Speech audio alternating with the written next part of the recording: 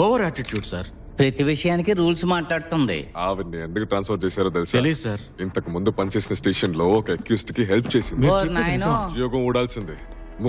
Suspend చేసి వదిలేశారు. ఇప్పుడు బుద్ధి అందరూ బయటికి రండి. ఏం ట్రైనింగ్ తీసుకున్నారు మీరు? Sorry madam. క్రైమ్ సీన్ ని కంటామినేట్ చేయకూడదని తెలీదు? Yes madam. Sir sir so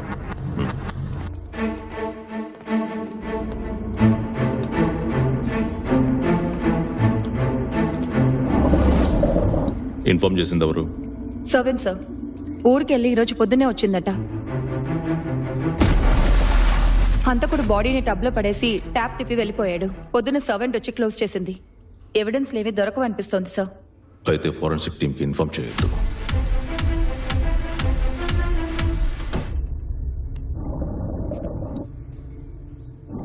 murder weapon దొరికిందా? ఇల్లంతా వెతికాను సార్, ఎక్కడా దొరకలేదు. ఇవి కత్తిపోట్లు కాదమ్మా.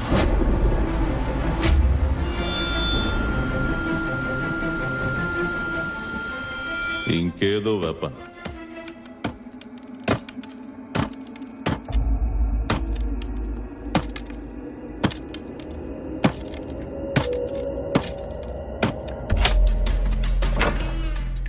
Point of entry sir.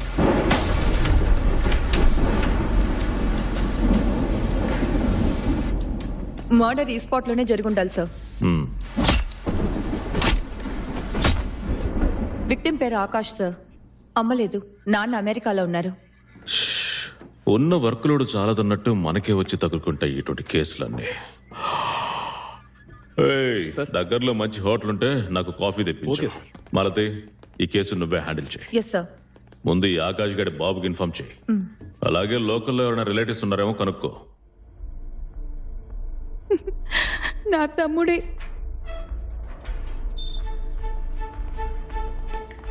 ఇంట్లో డబ్బు నగలు మిస్ అయ్యాయేమో చూడండి.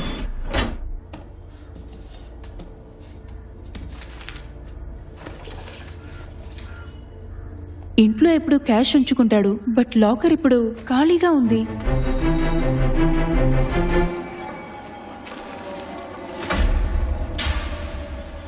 ఎలా పోగైంది? నీకెందుకు? డబ్బు అందిందిగా, సూర్యుని వదిలేసే. వ్యాపారం చేసి తెచ్చిన డబ్బులా లేదు, అందుకే అడిగాను.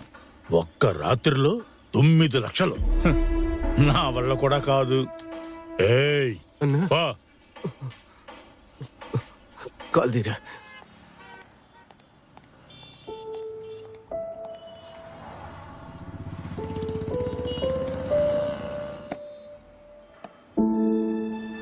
నాకెందుకు ఇచ్చావు? ఆ రోజు నేను అబద్ధం చెప్పానని నీకు తెలుసు కదా. అయినా సరే నాకు డబ్బు ఇచ్చావు. ఎందుకని? నేను ఈ డబ్బు తీసుకుని వెళ్ళిపోయి ఉంటే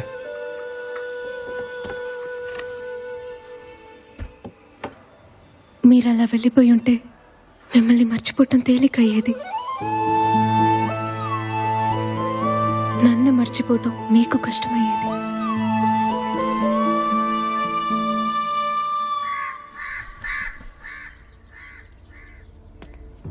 ఆకాష్ కేసులో ఈ ఇన్స్పెక్టర్ అస్సలు ఇంట్రెస్ట్ చూపించట్లేదు. ఓపెన్ గా చెప్పనా మేడం, 3 రోజులుగా చక్కర్లు కొట్టి చివరికి డెడ్ ఎండ్ లో ఆగిపోయింది ఈ కేసు. విట్నెస్ లేదు, ఎవిడెన్స్ లేదు. ఇది ముందుకెళ్ళదనిపిస్తోంది. మీరే ఇంకా పట్టుకుని వేలాడుతున్నారు. Okay sir. ఈ ఇల్లు ఆ రోజు లాక్ చేసి ఉంది మేడం. వాచ్మెన్ ఫుల్గా తాగి పడిపోయాడు. ఏం తెలియదు అంటున్నాడు. ఈ స్టెచ్ లో అందరినీ అడిగారా? అడిగాం మేడం. చాలా ఇల్లు లాక్ చేసి ఉన్నాయి. ఫెస్టివల్స్ కి ఫంక్షన్స్ కి వచ్చి వెళ్తుంటారట.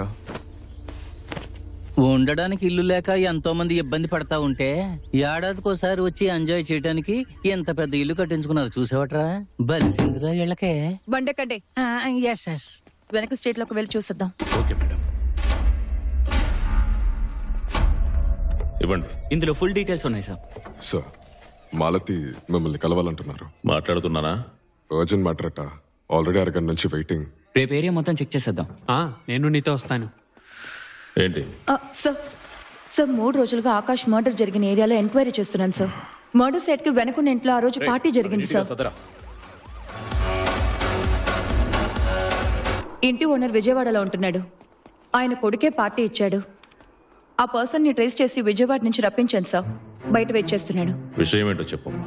సార్ ఇది వాడి సెల్ ఫోన్. వాడి గర్ల్ ఫ్రెండ్ తో కలిసి వాడి ఇంటి బాల్కనీలో తీసుకున్న సెల్ఫీ సార్. హత్య జరిగిన exact time frame sir. Zoom చేసి లెఫ్ట్ సైడ్ లో చూడండి.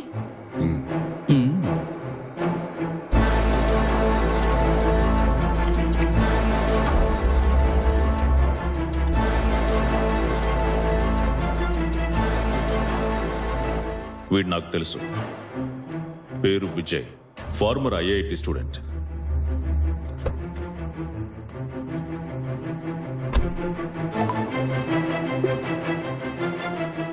వెంటనే ఈ ఫోటోని అన్ని పోలీస్ స్టేషన్స్ కి పంపించు. Yes sir. కరెంట్ అడ్రస్ ని కనిపెట్టు. మిగతా పనులన్నీ పక్కన పెట్టి ఈ కేసు మీద కాన్సన్ట్రేట్ చేయండి. Yes sir.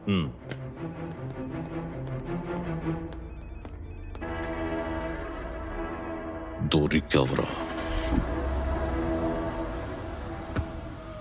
Mister Vijay,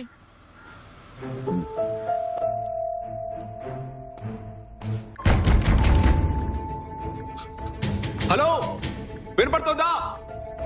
hello, ఎవరైనా ఉన్నారా?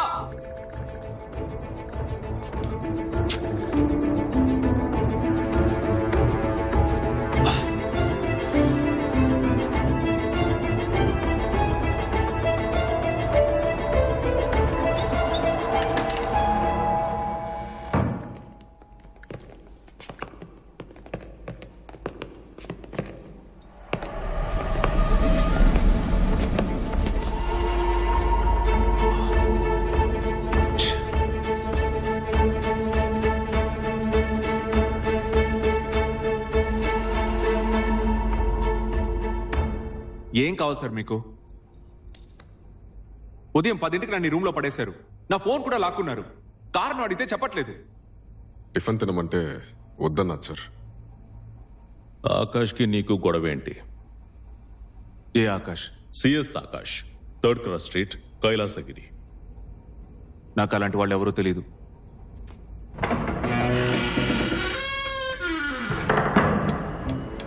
ఏం జరుగుతుంది సార్ ఇక్కడ?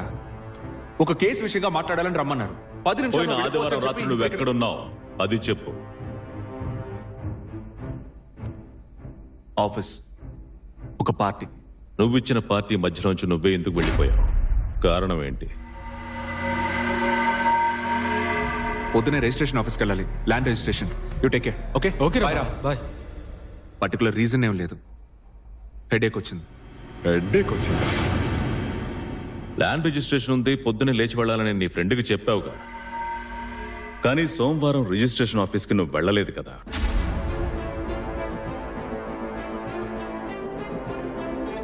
విచారించాను. అబద్ధం చెప్తున్నావా? సార్, మీరు పాత విషయాన్ని గుర్తుపెట్టుకుని నన్ను ఇరికించాలని ప్రయత్నిస్తున్నారు.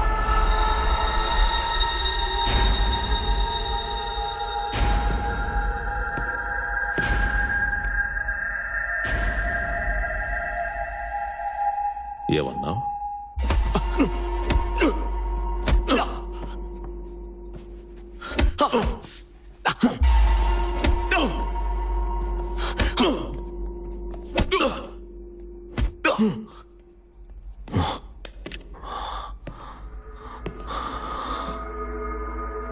ఐగ్లే,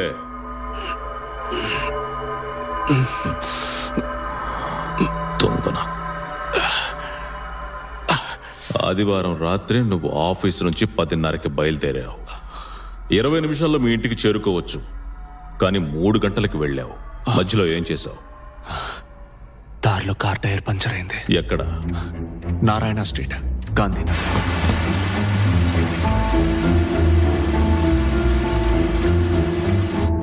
టైరు మార్చడానికి 3 గంటలు పడుతుందటయా? మహా అయితే 1 గంట సార్. నా దగ్గర జాక్ లేదు. ఆ దారిలో వెళ్ళే వాళ్ళని హెల్ప్ అడిగాను.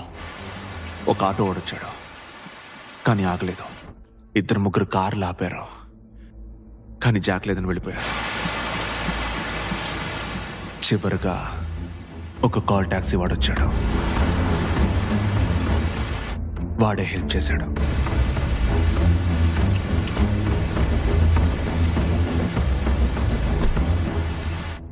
ఏ కాల్ టాక్సీ? తెలీదు. నంబర్ గమనించలేదు. ఏ కాల్ టాక్సీనో తెలీదు, నంబర్ చూడలేదు. సడన్ గా ఒక ఆపద్ బాంధవుడు వచ్చాడు, హెల్ప్ చేసి వెళ్ళిపోయాడు. లేపండి.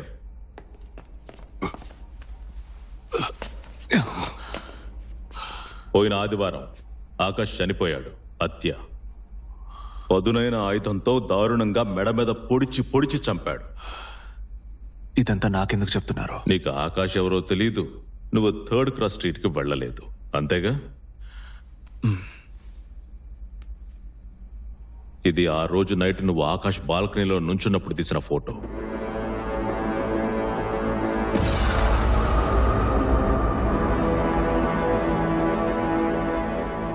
ఈ ఒక్క ఎవిడెన్స్ చాలరా నాకు. అవుట్.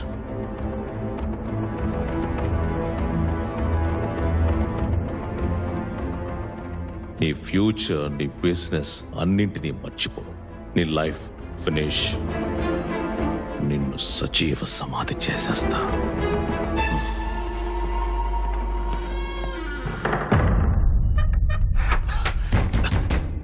ఇన్స్పెక్టర్ నన్ను నిరికించాలని చూస్తున్నాడు. నేను ఇన్నోసెంట్. ఆయనకి నా మీద పాత పగ ఉంది. నా ఫోన్ ఇవ్వండి. నిన్న లాయర్తో మాట్లాడాలి. ఒక ప్రాబ్లం సార్. ఏంటి?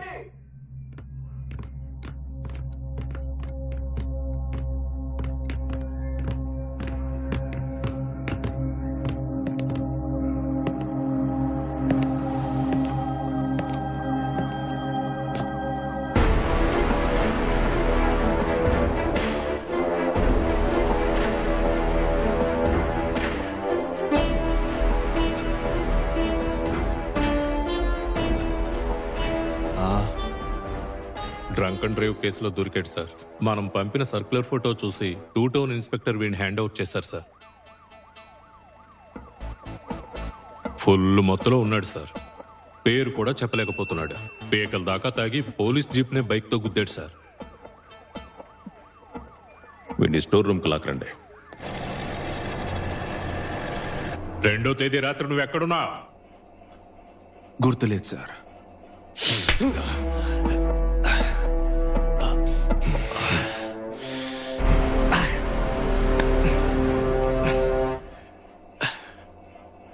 సార్, ఇలా కొట్టారంటే ఉదయం ఎక్కడున్నానో కూడా మర్చిపోతాను.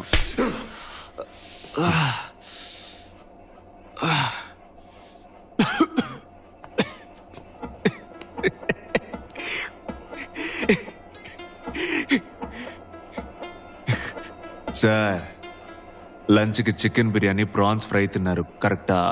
నాకు చికెన్ బిర్యానీ, ప్రాన్స్ ఫ్రై తీసుకురా. సార్, 2వ తారీఖు నా ఫ్రెండ్ ఒంట్లో బాగాలేదు సార్. ఆ రోజు ఫుల్గా ఆడుతూనే ఉన్నాను. మెడిసిన్స్ కొనిచ్చాను, ఫుడ్ కొనిచ్చాను. ఆ తర్వాత నా రూమ్కి వెళ్ళి పడుకున్నాను సార్. ఫ్రెండ్ పేరేంటి? సూరి. రిక్కీ స్ట్రీట్లో షాప్ ఉంది.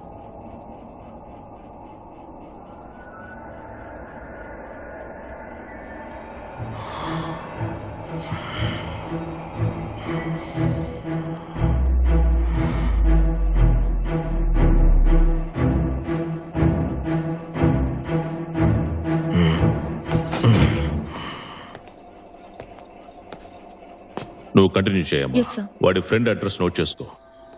కానీ బండి ఇది బండి. పీపీకి ఫోన్ ఇవ్వు.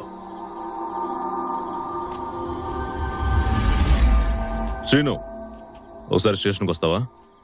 అర్జెంట్.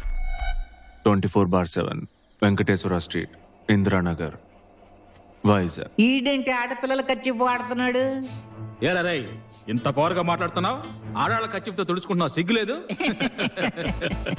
రేయ్, నీ దగ్గర ఇంకా లేడీస్ ఐటమ్స్ ఏమున్నాయిరా? సార్ బాగా చూడండి సార్.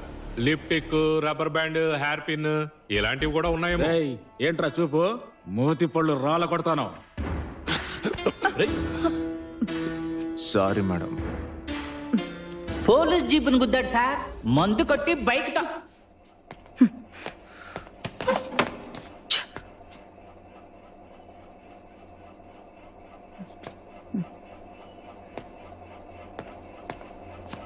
మేడం, అది మీదా?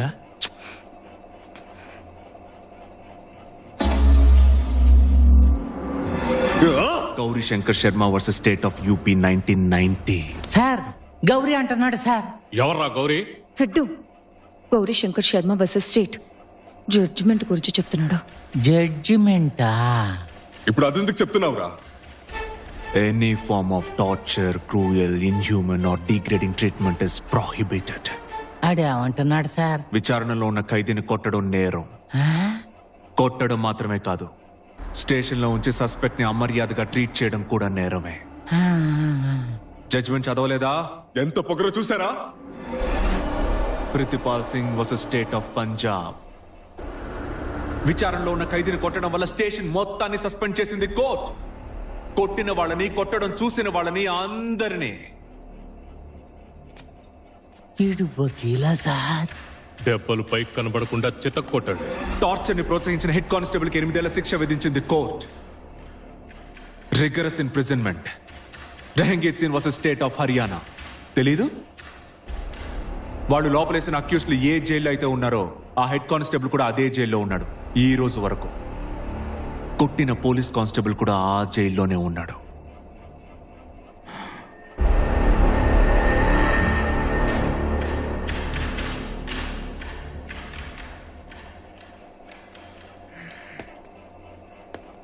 రేయ్ కనకయ్య, నువ్వు వెళ్ళి కొట్టరా. నేనా? ఇప్పుడు ఏం చేద్దాం మేడం? చెయ్యి బెణికింది సార్, లేదంటే కొమ్మేసేవాడిని. ఏయ్ ఓయ్యా. సార్ వచ్చే వరకు వెయిట్